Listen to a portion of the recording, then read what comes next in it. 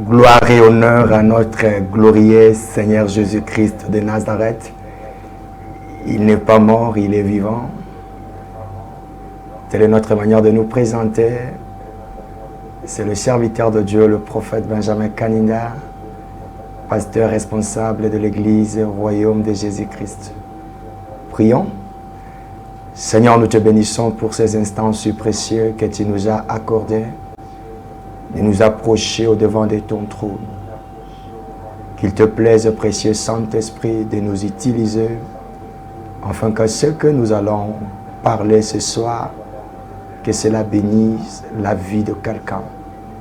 Nous nous opposons contre toute puissance qui ne confesse pas ta Seigneurie, et nous confessons la Seigneurie de Jésus en ces lieux, pendant et après cette émission. Ainsi nous avons prié dans le nom de Jésus-Christ. Amen. Car le Seigneur Jésus-Christ vous bénisse abondamment. Oui, bien-aimés, c'est l'émission École de la parole et la prière. Vous devez comprendre que nous sommes dans une école. Dans une école, nous venons apprendre.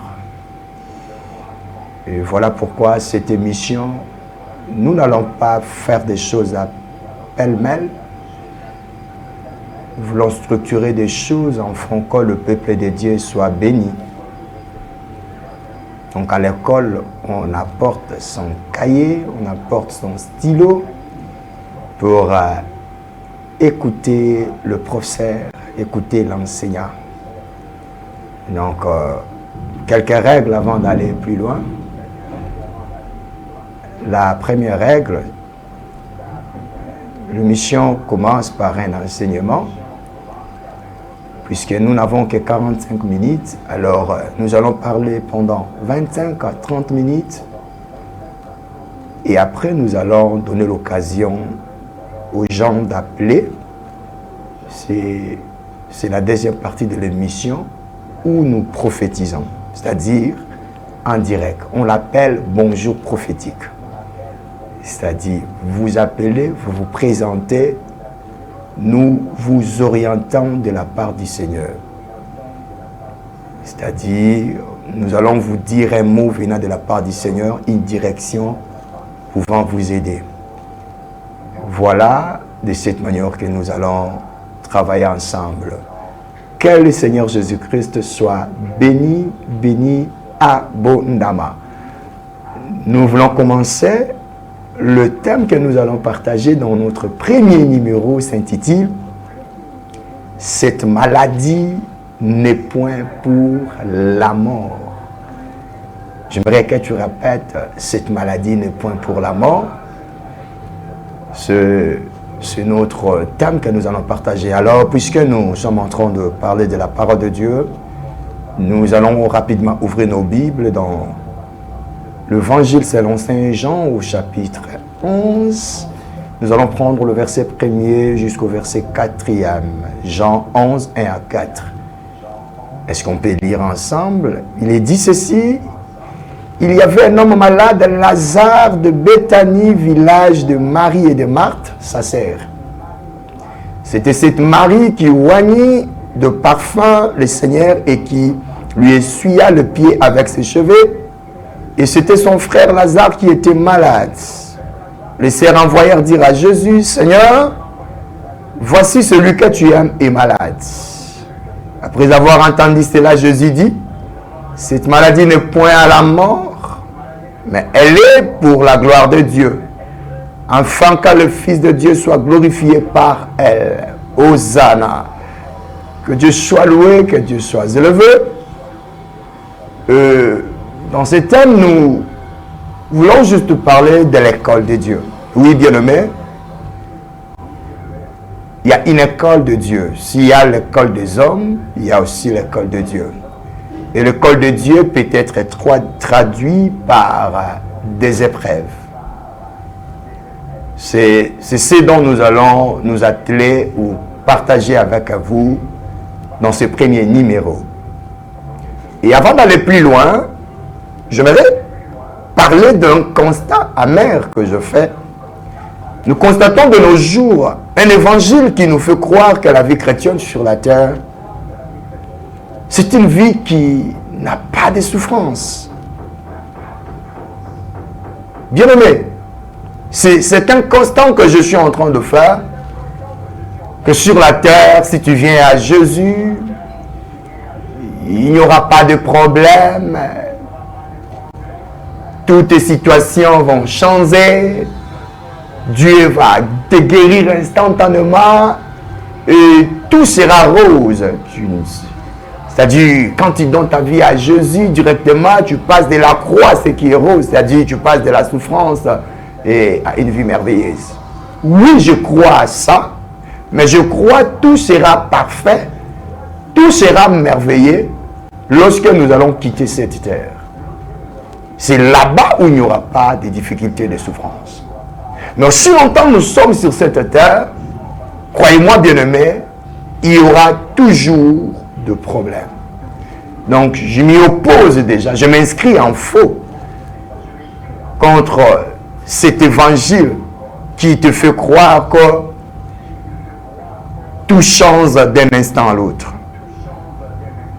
Parce que ceux qui nous ont apporté l'évangile, je parle des apôtres, regardez leur vie, vous allez comprendre. Et la plupart d'entre eux sont morts d'une mort qu'on peut dire ignominieuse. Ils ont connu de problèmes et de problèmes. Cite-moi le nom d'un apôtre, je te dirai le problème qu'il a enduré et ce qui a été sa finalité. Donc, déjà, j'aimerais que nous puissions le savoir. Que donner sa vie à Jésus, c'est une merveilleuse décision. C'est une très très bonne décision. Mais tu dois comprendre, tu dois passer à l'école de Dieu. Il y a un verset qui est attaché au verset de base que j'ai donné. Jean chapitre 1, Jean chapitre 11, pardonnez-moi, le verset 1 à 4. Vous associez encore Deutéronome chapitre 8, le verset 2 à 5. Nous allons le lire chemin faisant. Je vais te dire, la vie sans épreuve n'existe pas. Les épreuves font partie du plan merveilleux de Dieu. Hosanna. J'aimerais que tu saches ce que tu es en train de traverser, la situation que tu es en train de voir, de vivre. Laisse-moi te dire, nous ne pouvons pas tout octroyer au démon. Nous ne pouvons pas tout octroyer au diable. Parce que le diable pense qu'il est grand. Or, il n'est pas grand. J'aimerais que tu saches, il y a certaines choses, il y a certaines difficultés, il y a certaines maladies dont Dieu en est l'auteur. Alléluia, que le nom du Seigneur soit béni. Il est écrit, je connais le projet que j'ai formé sur vous. Jérémie 29, 11. Projet de paix et non de malheur. Regardons une chose. Regardons dans la vie de Joseph. Si Joseph n'était pas vendu par ses frères, il n'allait pas arriver dans le pays où sa domination sera étalée, où sa domination sera effective. Mais quelle est la voie que Dieu a utilisée pour que le songe de Joseph, ce qu'il a vu dans Genèse 37, il a vu ses frères s'incliner devant lui. Il a vu la lune, le soleil, c'est-à-dire sa mère, son père, se prosterner devant lui. Mais quel est le chemin, quel est le parcours qui va permettre que ce que Dieu a voulu que Joseph puisse être, que cela puisse devenir réel, le chemin que Dieu prévoit, c'est à l'école du Seigneur que nous appelons l'école des épreuves, ou soit qu'on peut appeler le chemin du désert. Donc Joseph a été vendu par ses frères. Ce n'est pas le diable qui incita ses frères pour vendre Joseph. Mais c'était Yahweh lui-même qui était derrière parce que Dieu était en train de poursuivre quelque chose. Il était en train de poursuivre son plan dans la vie de Joseph. J'aimerais te dire, ce que tu traverses, Dieu est en train de poursuivre son plan. Tu as rencontré, je ne sais pas moi, le rejet, la trahison, tout ce que tu rencontres, ne donnons pas la gloire au diable. Ne disons pas seulement c'est le diable. Et j'aimerais te dire, Dieu peut être derrière ça. Alors étudions la vie de Joseph. Et s'il n'était pas vendu par ce frère, bien aimé, il n'allait pas se retrouver dans le pays de ses rêves. Vous devez savoir, quand il a fait le rêve, il n'a pas vu le pays où il devait dominer. Mais c'est dans le processus, dans la procédure de Dieu qu'il se retrouve en Égypte. Ce n'est pas fini. Il arrive en Égypte, il est accueilli parce qu'il avait quelque chose en lui. Il avait la grâce en lui qui faisait, quand il arrive quelque part, qu'il soit aimé, qu'il soit apprécié. Je lève ma main comme un prophète de Dieu, que la grâce de Dieu soit sur toi. Partout où tu seras, que tu sois aimé et apprécié. Hosanna. Gloire à Dieu. Mais ce n'est pas tout. Regarde, quand Joseph arrive dans la maison de Potiphar, parce que quand il arrive en Égypte, ce n'est pas n'importe qui va s'intéresser à Joseph. Ce n'est pas n'importe qui va acheter Joseph. C'est l'officier supérieur de Pharaon. C'est celui qui voyait la figure de Pharaon. Ce n'était pas n'importe qui. Il s'appelle Potiphar. C'est Potiphar qui va acheter Joseph comme étant un esclave. Et quand Joseph arrive dans la maison de Potiphar, la Bible dit, tout prospérera. La prospérité accompagnait Joseph. Laisse que l'onction de la prospérité accompagne ta vie dans le nom de Jésus de Nazareth. Maintenant regarde, Joseph quand il arrive en Égypte, comme un homme, Joseph peut dire, je suis dans la maison de Potiphar, mes frères m'ont vendu, Dieu m'a fait du bien, ici je me retrouve, je veux bien, tout va bien. Non, ce n'est pas là-bas que Dieu t'attend. J'aimerais te dire, la maison de Potiphar, ce n'est pas la dimension que Dieu t'attend. Dieu ne t'attend pas dans la maison de Potiphar. Ne te contente pas à ce travail que tu gagnes $200. Ne te dis pas Dieu m'a consolé. Non, non. Toi, tu es un millionnaire. La maison de Potiphar n'est que le début. Alors, regarde ce que Dieu fait. Il arrive dans la maison de Potiphar. J'aimerais te dire, c'est Dieu lui-même. La Bible dit, c'est lui qui produit à nous le vouloir et le faire. Dieu dit, j'ai un plan pour Joseph. Alors je vois Joseph, il veut se retarder, il veut s'attarder dans la maison de Potiphar. Il empêcherait que mes desseins puissent s'accomplir. Or moi je suis Dieu, déclare Ésaïe 55. Mes paroles ne retournent pas à moi sans avoir accompli mes desseins. Alors que dois-je faire? Dieu se dit, ok, je dois faire en sorte que la femme de Potiphar puisse convoiter Joseph. Et la femme de Potiphar commence à convoiter Joseph. Dieu savait que Joseph était quelqu'un de strict, quelqu'un qui était enseigné par son père Jacob. Il n'allait pas céder aux avances de la femme de Potiphar. Et la femme de Potiphar a fait des avances à Joseph. Nous connaissons la suite. Joseph n'a pas voulu coucher avec elle. Oh mon Dieu, combien d'enfants de Dieu aujourd'hui, à cause d'un poste, parce que le patron t'a menacé, si tu ne couches pas avec moi, tu vas quitter ce boulot. Tu regardes les enfants, tu te dis, je ne peux pas rater ce boulot, je ne peux pas être licencié. Tu as cédé. Non, ma soeur, non, mon frère, non. Accepte le col de Dieu. Joseph n'a pas cédé. Vous le savez vraiment, selon les calculs des hommes. Si Joseph a accepté de coucher avec la femme de Potiphar, nous connaissons de quoi une femme est capable. J'ai salué toutes les femmes parce que c'est votre moi. Que toutes les femmes qui me suivent en ce moment, que Dieu vous bénisse. Vous êtes splendides, vous êtes merveilleuses. Mais je n'ai rien contre vous, laissez-moi parler. Nous connaissons la sagesse, la malice, l'intelligence de la femme. Si Joseph a accepté, donc la femme de Potiphar était capable de tuer même son mari pour que Joseph devienne son mari. Mais si Joseph s'est limité là, il allait empêcher le plan de Dieu. Il n'allait pas dominer. Je voudrais te dire, Dieu ne veut pas que tu domines seulement sur une famille. Dieu ne veut pas seulement que tu domines sur une contrée. Mais Dieu veut que tu domines dans le monde entier. Alors ne couche pas avec la femme de Potiphar. J'aimerais dire à un Ésaü, ne vends pas ton droit de naissance à cause d'un mets. À cause d'une lentille, ne vends pas ton droit de naissance. Tu risques de regretter. En Israël, le grand frère, le nez de la famille, avait droit à la double portion, avait droit à 2 parties.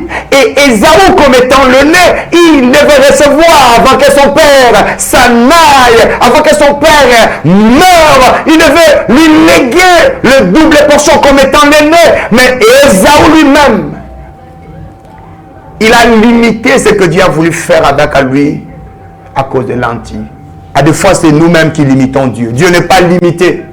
À des fois, c'est nous-mêmes qui empêchons Dieu de continuer, d'accomplir. La Bible dit dans 2 Pierre, il dit, Dieu ne tarde pas, 2 Pierre 3, 9, d'accomplir ses promesses sur nous. Mais il lise de patience envers nous, afin que nous puissions arriver à la repentance. Je vais dire à quelqu'un, Dieu a ses promesses à main. Il veut l'accomplir. Mais il attend que toi, tu rentres à ses pieds. Oh, gloire à Dieu, gloire à Dieu, gloire à Dieu. Alors, continuons dans la vie de Joseph. Joseph refuse de coucher avec la femme de Potiphar. Qu'est-ce qui va se passer? La femme de Potiphar va calomnier Joseph. C'est-à-dire, il va mentir de problème sur Joseph.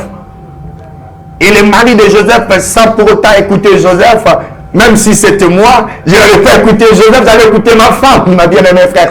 Et Joseph se retrouve en prison. Bien-aimé, tout était orchestré par Yahweh. Il ne se retrouve pas dans la prison de tout le monde. Il se retrouve dans la prison des officiers de Pharaon. C'est-à-dire, il se retrouve dans une prison où il y a des prisonniers qui habitent dans le palais royal. Oh mon Dieu! C'est là-bas que Joseph va se retrouver. Et dans la prison, qu'est-ce qui va se passer? La Bible dit, dans la prison, les chansons. Il est arrivé que les chansons et les panetiers ont forcé le roi, on les a menés dans la prison. Et la même nuit, ces deux-là ont fait un songe. Et chacun pouvait recevoir son interprétation différemment. Et Joseph a mis son don en exergue. J'aimerais dire à quelqu'un, ne cache pas ton don, tu ne sais pas. Le fait de mettre ton don en exergue, c'est que cela peut produire pour toi dans le futur. Quand moi je suis ici, je mets mon dos en exergue. Je suis le vôtre prophète écrivain inspiré. Je mets mon dos en exergue. Et je pense dans les numéros qui viendront, je vais vous amener des ouvrages qui pourront peut-être vous bénir, qui pourront vous bénir. Et des ouvrages que nous avons déjà écrits, édités, et nous allons vous les donner gratuitement en format PDF si vous le voulez. Et si vous voulez en format papier, on va vous dire ce qu'il faudra faire. Alors, Joseph arrive en prison, il interprète les songes. On va tuer les panetiers et les chansons vont être épargnées. Mais quand les chansons sont épargnées, il rentre, excusez-moi, il rentre dans ses fonctions. Qu'est-ce qui va se passer? Il oublie Joseph. Bien aimé, là, le ministère du combat spirituel, excusez-moi, je suis un combattant, je suis un homme de prière comme pas possible, je suis un montagnard. Ceux qui me connaissent, ils connaissent que je suis un homme de Mangengenge, je suis un homme de Luzizi, là, ma vie, c'est les sacrifices. Mais, permettez-moi de dire, on a tordu l'essence de ce mot combat spirituel. Si c'était les hommes du combat spirituel, excusez-moi, les hommes de ministère de la délivrance, on va dire directement, ça c'est une malédiction qui est en train de suivre la vie de Joseph. Non, non. Ah, si c'est une malédiction, alors appelons ça la malédiction de Dieu. Ah, ok, appelons ça la malédiction de Dieu. Or, si c'est la malédiction de Dieu, aucune personne ne peut te tirer de là. J'aime la réponse du roi. Dans 2 Rois chapitre 6, les femmes ont crié, oh roi, sauve-nous. Le roi dit, si l'Éternel ne te sauve, avec quoi moi j'allais, je vais te sauver. Alléluia. Que Dieu soit loué. Et il a oublié Joseph. C'était dans le plan de Dieu. C'était Dieu le metteur en scène. C'était Dieu qui a permis qu'il puisse être oublié. Et Joseph est oublié. Il a fait du bien à les chansons et les chansons l'oublient. Peut-être c'est toi qui t'es dit, je fais beaucoup de bien aux hommes, ils m'ont oublié. Tu t'es décidé à ne pas faire le bien. Tu es échoué, ma soeur, tu es échoué, mon frère. Non, non. La Bible dit, mais nous ne lassons pas de faire le bien. Nous allons moissonner au temps convenable. J'aime la condition. Si nous n'avons pas relâché, oui, Joseph a fait du bien, les chansons sont sorties dans la prison. Il a oublié Joseph. Jusqu'au temps marqué par Dieu. J'aimerais dire à quelqu'un, il y a un temps marqué par Dieu pour cette situation. Il y a un temps marqué par Dieu pour ton problème. Il y a un temps marqué par Dieu. Alors arrête de courir de courir après le prophète et prophète. Tu es derrière tous les prophètes de la ville de Kinshasa. Tu es dans toutes les églises. Non, ma soeur, non, mon frère. Reste dans ton église. C'est juste le col de Dieu. La Bible dit, autant fixé, autant marqué. Dieu qui avait fait la promesse à Abraham, il avait dit l'année prochaine, Sarah, ta femme aura un fils. Et autant marqué, Dieu a accompli. Je dis à quelqu'un, celui qui a fait la promesse, il ne ment jamais. Celui qui a fait la promesse, il est capable d'accomplir ce qu'il a déclaré. Reste attaché, accroché à Dieu. Joseph va rester en prison. Et après quoi? Après, nous tombons dans Genèse 42. Genèse 41, 42. La Bible parle. Le roi Pharaon a fait un songe. Bien aimé, écoutez bien. Il y a une différence entre les songes de Pharaon et les songes de Nabucodonosor. Les songes de Pharaon, Pharaon pouvait les relater. Mais les songes de Nabucodonosor, il a oublié. Et les songes. Et l'interprétation. Mais qu'est-ce qui va se passer? Pourquoi je dis ça? Parce que quand Pharaon va relater le songe, il remet tout roi, toute autorité est entouré de conseillers. Et les conseillers qui sont autour des autorités ne sont pas des conseillers des hommes ordinaires, sont des hommes hautement qualifiés spirituellement. Donc Pharaon était entouré avec des spirituels. Mais Dieu a fait que ces songes-là, que personne ne puisse l'interpréter avec exactitude. Hosanna, je vais te dire, Dieu permettra, si ton temps arrive, il permettra qu'aucun homme, je vais te dire, prenne ta place.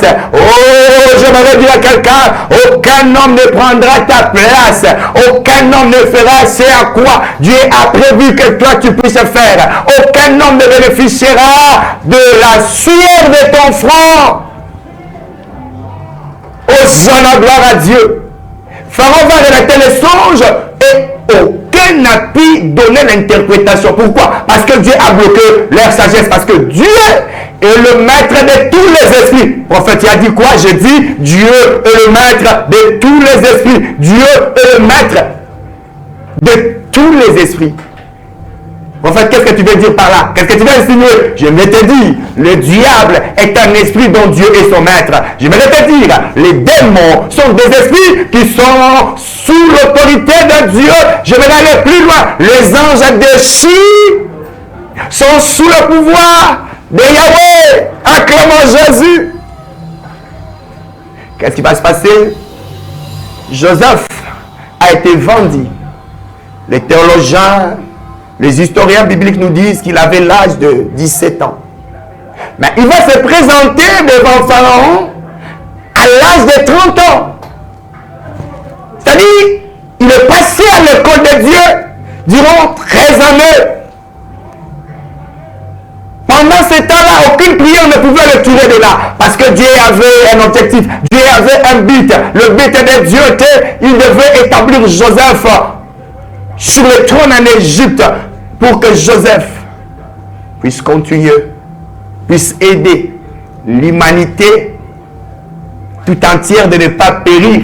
Parce que vous devez savoir, dans les songes, on parlait de la période de famine. On parlait de 7 années d'abondance et 7 années de famine. Cette révélation n'était qu'à l'Égypte. Les autres peuples n'avaient pas la révélation. C'est-à-dire, continuer à vivre comme ça, les autres peuples, non les Égyptiens. Voilà pourquoi la Bible dit, un peuple qui marche sans révélation est un peuple qui marche sans frein. Je l'aime comme un prophète de Dieu, que la révélation de Dieu vienne sur toi, que tu ne fasses pas les choses comme tout le monde, mais que tu fasses les choses dans la révélation de Dieu. Hosanna!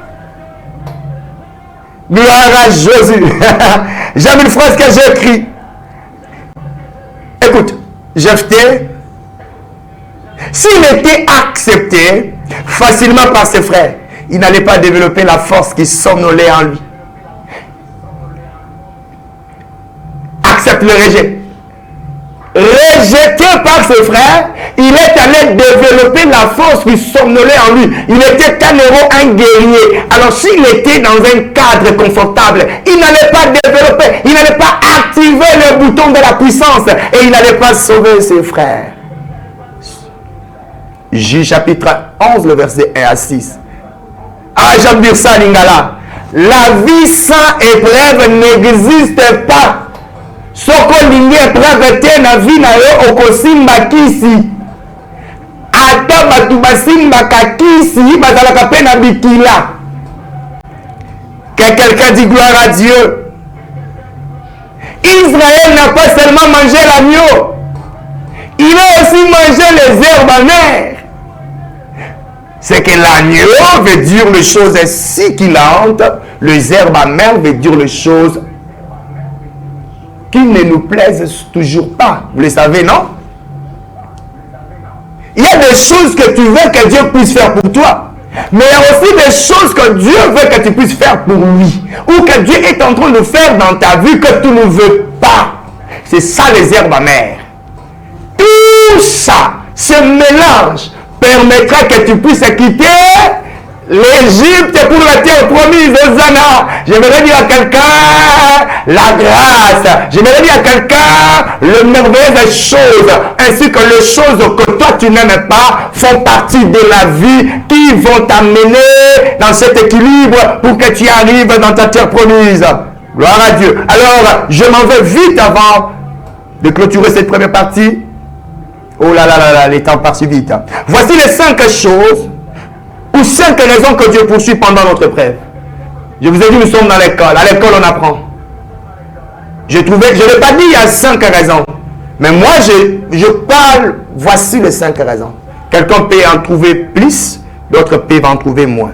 La première des choses que vous devez connaître, pendant la période des épreuves, pendant la période de souffrance, c'est que Dieu poursuit, il poursuit notre brillance. Il est écrit dans l'épître de Pierre, 1 Pierre chapitre 1, le verset 5 à 7, la Bible parle que nous sommes de l'or. L'or doit passer par le feu. Vous savez, si vous voyez l'or dans son état brut, ça ne va pas vous attirer. Pour que l'or puisse vous attirer, l'or doit subir un traitement. Et le traitement de l'or, on appelle ça la raffinerie. Et la raffinerie, on amène, bien aimé, cette matière dans un feu à haut degré. Et c'est là-bas que l'or va briller. J'aimerais te dire, la Bible dit, si tu traverses le feu ne te brillera pas. Oh là là là là. Si tu traverses les eaux ne te submergeront point. Qui peut traverser le feu et que le feu ne brille pas si ce n'est pas de l'or? Hosanna. C'est que celui qui traverse le feu et que le feu ne brille pas, c'est une matière qu'on appelle de l'or. C'est que Jésus avait dit la maladie de Lazare n'est point pour la mort. Parce que Lazare est de l'or. S'il traverse le feu, il finira par être purifié.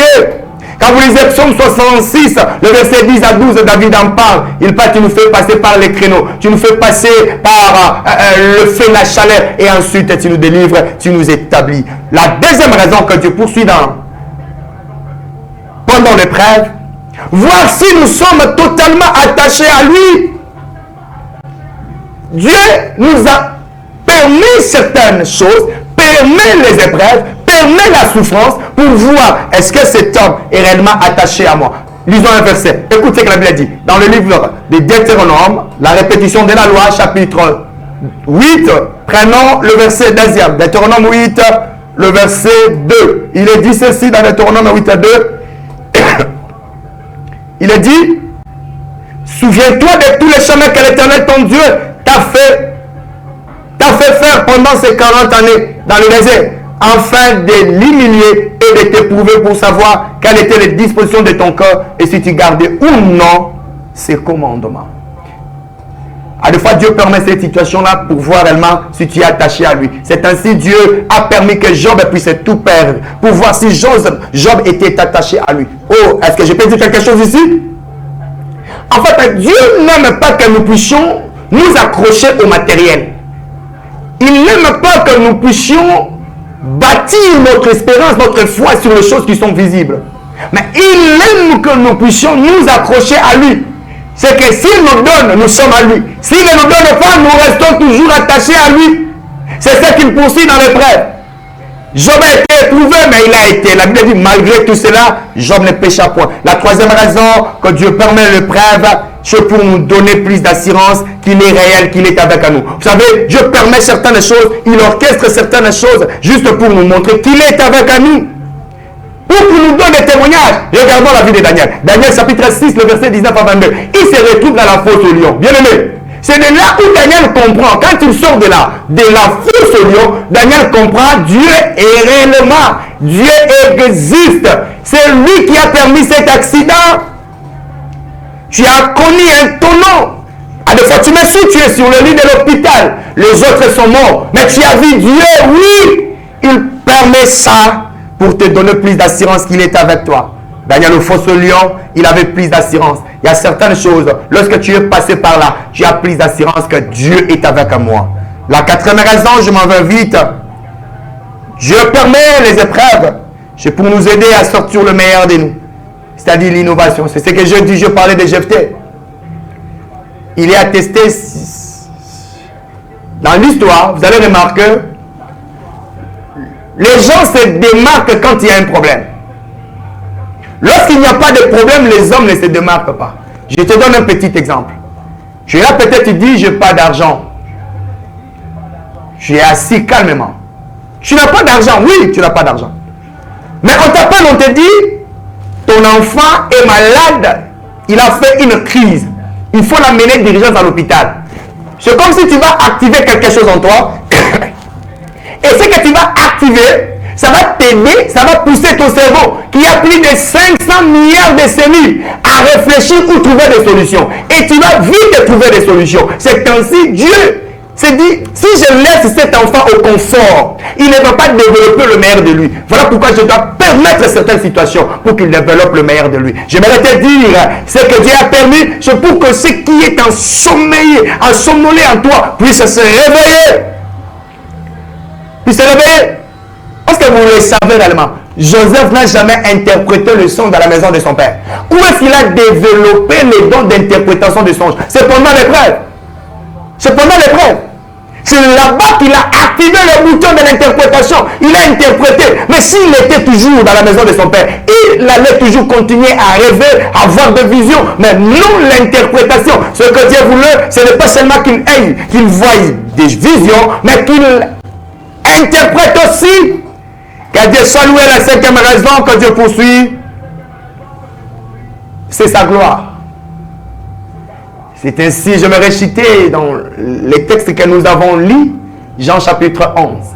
La Bible dit, la maladie de Lazare n'est pas pour la mort, mais c'est pour la gloire de Dieu.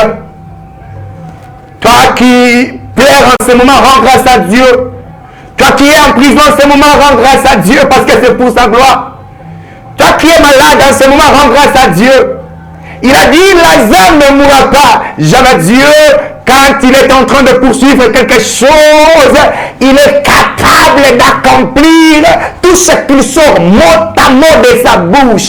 C'est ainsi Lazare était mort selon les hommes. On l'a atterré 4 jours. Et Jésus va dire, j'avais déjà déclaré que cette maladie n'est pas pour la mort, mais c'est pour la gloire de Dieu.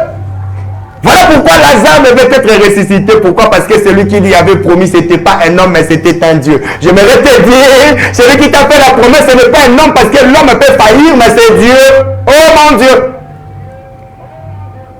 Dieu a permis dans l'histoire de Lazare que nous puissions découvrir une autre dimension qu'aucun homme dans l'humanité n'a accompli. J'aimerais te dire, dans tout l'Ancien Testament, il y a eu des résurrections. Le seul miracle qui différencie Jésus des autres dans l'Ancien Testament, c'était la manière dont il a ressuscité Lazare. La veuve de Sarepta, son enfant était mort. Le jour même, il a été ressuscité. L'enfant de la Sunamite, c'est-à-dire la femme de la distinction, son enfant était mort. Le même jour, il était ressuscité. Mais Jésus devait dire, je vais faire quelque chose qui prouvera au monde que c'est moi qui peux le faire. Il a permis que Lazare soit ses matériels didactiques, soit ses cobayes, qu'il va tester ses expériences. J'aimerais te dire, Dieu est en train de tester ses expériences en toi. Premier jour, deuxième jour, troisième jour, quatrième jour, il sentait déjà. C'était impossible. Voilà pourquoi le miracle de Lazare, c'était un grand miracle. Et Lazare était ressuscité. Gloire à Dieu. Nous concluons en disant, ne fuis pas l'école de Dieu, car c'est un passage obligé qui t'amènera dans ta terre promise. Que le nom du Seigneur soit béni. Est-ce que tu peux acclamer le Seigneur? Maintenant, nous voulons prier avec toi. Dans le minute qui nous reste, nous voulons prier avec toi. Et le numéro est affiché juste là. Tu peux appeler et nous dire ce que tu veux que Dieu puisse faire pour toi. Et nous allons prier. Avant cela, si je parle le même langage avec la régie, j'aimerais demander à... Gloire et honneur à notre glorieux Seigneur Jésus-Christ de Nazareth. Il n'est pas mort, il est vivant. Sur les serviteurs de Dieu, le prophète Benjamin Kanida, pasteur et responsable de l'église du royaume de Jésus-Christ, nous vous tendons la main, bien-aimés. Dieu nous a fait grâce et il nous a donné une nouvelle adresse pour l'église parce que l'ancienne a été vendue et on était obligé de plier nos bagages pour chercher un nouveau endroit à réaliser nos cultes. Et Dieu nous a donné cet espace qui est encore informe. Nous avons vraiment besoin de l'argent pour donner la forme ici. C'est ainsi par cette petite vidéo, nous vous tendons la main car la Bible dit, celui qui donne libéralement devient riche. Vous ne contribuez pas pour un homme, mais vous contribuez pour l'œuvre de Dieu, tout en sachant que Dieu ne va pas vous oublier. Alors, lorsque vous allez regarder cette vidéo, agissez, réagissez et Dieu vous bénira. Que Dieu vous bénisse abondamment. Gloire à Dieu, nous vous avons balancé juste cet élément pour voir. Je suis le prophète Benjamin Kanida. J'aimerais juste vous intervenir, que tous nous puissions mettre la main dans la pâte pour ce grand travail. L'église est à Matete, sur le quartier Kintaku numéro 46 2 bis. Donc en diagonale du parquet général de Matete. Quand vous arrivez en parquet général de Matete, l'avenue juste qui est en diagonale, vous entrez cette avenue, vous prolongez et vous demandez IPAC, c'est-à-dire là où on joue à le jeu des 6, si je peux parler ainsi. Juste là, quand vous arrivez là, l'église est à 2 mètres de là. Donc, bien aimé, c'est une nouvelle adresse. J'aimerais vous parler rapidement. On était à Singa 1. C'est là où l'église était. On a travaillé avec nos maigres moyens, avec les fidèles qui sont ensemble avec nous. On a cotisé, on a travaillé, on a embelli l'endroit, on a embelli les lieux. Et ce qui s'est passé, le bailleur a vendu la parcelle. Donc tous nos efforts étaient échoués. Et puis alors qu'on était en train de chercher, c'est une autre église qui a acheté la parcelle, alors qu'on était en train de chercher la place. Et l'endroit où on avait pris, on nous a escroqué l'argent. J'ai parlé des épreuves, vous voyez. Donc on devait attendre et Dieu nous a fait grâce. Nous sommes maintenant à cette nouvelle adresse. C'est comme vous le voyez. Donc actuellement nous sommes en train d'embellir. Nous avons besoin que vous puissiez mettre la main dans la pâte. Il y a nos numéros de compte Equity, il y a le compte dollar et compte franc congolais. Même le numéro là d'appel, c'est il y a M-Pesa. Vous pouvez nous appeler, vous pouvez contribuer pour l'œuvre du Seigneur. Je suis en train de recevoir vos appels avant de dire un mot. Si vous êtes avec nous, vous voulez écouter le Seigneur. J'ai dit c'est une émission école de la parole et prière. Signale déjà les gens, dis-les, le prophète Benjamin est dans le plateau de la radio-télé La Puissance. La chaîne de l'homme, si ton Dieu est mort et c'est le mien. En passant, nous saluons notre très cher Père, un homme dont la notoriété n'est pas redoutable, le révérend évangéliste international Kiziamina Kibila Jean Oscar, un homme de miracle, un homme impeccable. Nous saluons notre papa et nous devons le garder. Voilà, bien aimé. Et les numéros sont là. Tout ce que vous voyez, nous prions chaque mardi de 17h. Et je reçois tous les jeudis après le programme de prière. Parce que jeudi, nous avons un programme de prière dénommé Pelissa Maombi. c'est de 8h à 11h. Là-bas, nous ne faisons que prier et puis prophétiser. Et dimanche, c'est un culte d'action de grâce de 8h à 11h. Mais pour le moment, puisque l'endroit est inapproprié, nous sommes en train d'aménager l'endroit. Nous ne sommes qu'en train de nous rencontrer les dimanches matins. Le temps pour nous de trouver comment aménager les lieux comme vous venez de le voir. Et je compte sur votre générosité et le Seigneur ne manquera pas de vous bénir. Que Dieu soit loué, que Dieu soit loué, qu'il vous bénisse vraiment. Donc, c'est ce que nous avons appris à l'école. À l'école d'aujourd'hui, nous avons appris cette maladie n'est point pour la mort. Dans l'interprétation de ce thème, voulait parler de l'école de Dieu ou des épreuves, qui est un chemin obligé pour tout enfant de Dieu. Personne n'échappe à l'école de Dieu. Tous devons passer à cette école-là. Les évangiles que nous lisons, les gens qui l'ont écrit, leurs auteurs, ont subi des choses que moi et toi, si on nous disait d'accepter cela, on n'allait pas accepter. Et accepte le chemin que Dieu te conduit et ça va aller. Ça va aller, le Seigneur va te faire énormément du bien. Donc, nous sommes là, l'émission continue. Déjà, vous avez votre programme. Et cette émission passe chaque lundi. À partir de 17h juste, nous sommes ici, sur ce beau plateau. Et la rediffusion, c'est pour le samedi, aux alentours de 9h30.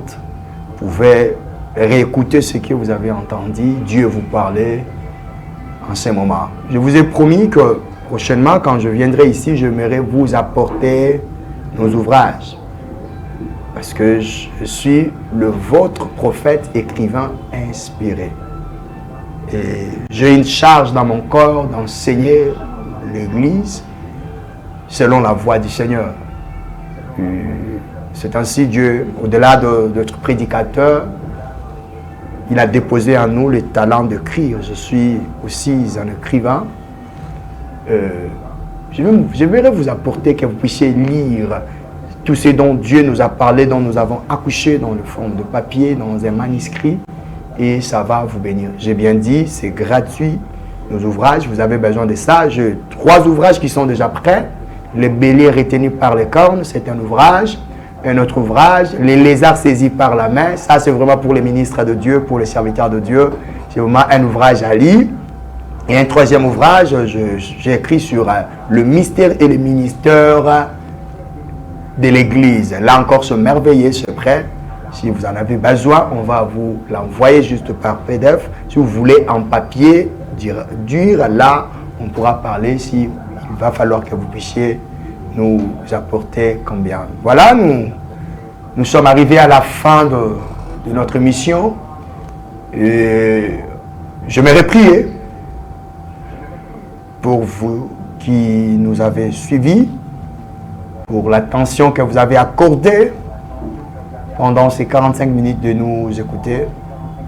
Nous voulons prier. Prions.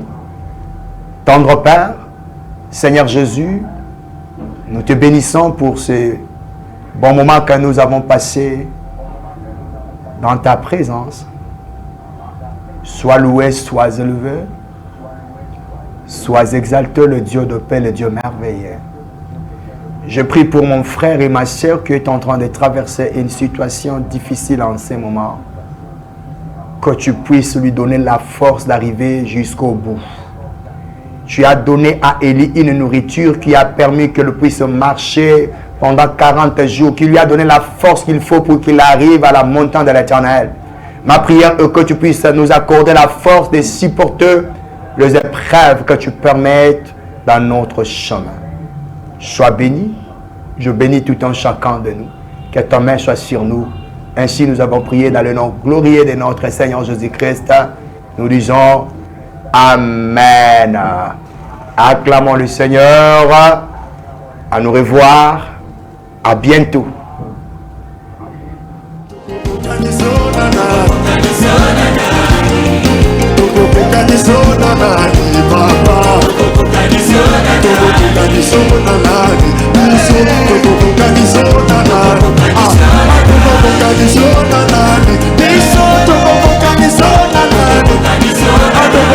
Arizona